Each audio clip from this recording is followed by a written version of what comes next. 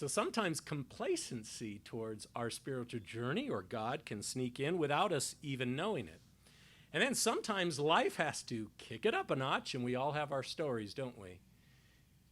To bring us to a new landing or height of understanding of God that we didn't even know we needed, but is there for us to discover. So all of those life adventures that are around us are really like mountains and valleys that need to be explored. And I want to invite each of us today to look at Quest Haven, not only the land, but our spiritual community, as the spiritual base camp for those climbs and those discoveries. Because each of us have to find our way with God ourselves. I think the wonderful thing is if we can have this base camp, it provides us a place to always re-dip our wells, in a sense, to refill and then go and meet the world. It might be some peace. It might be just even this moment that removes me from the chaos that I have to go back to. And not all of our lives are in that turmoil so right now, but there's lessons to be learned with everything we are facing. And change is afoot.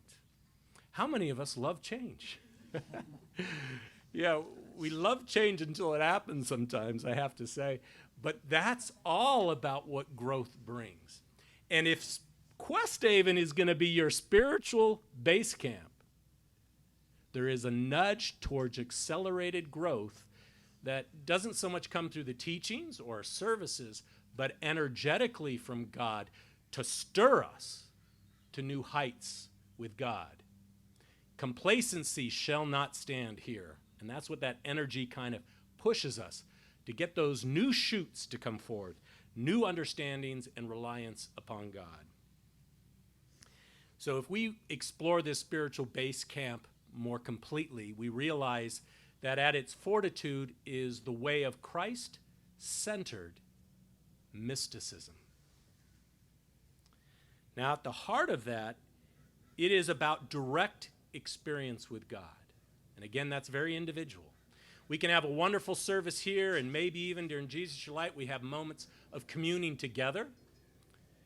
But then we go forth, right? It's about how do we individually take that forth and experience God. And when we do, life is always moving with us, that change, that ebb and flow.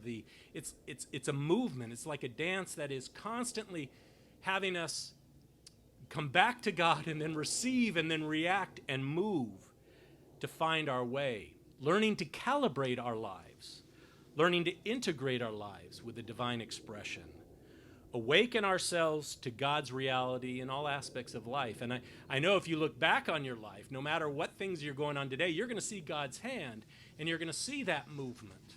And it's going to bring you to new creativities or new expressions that are going to help you come to those awakenings. And that is very much like the mystic's walk. It is about a living dedication.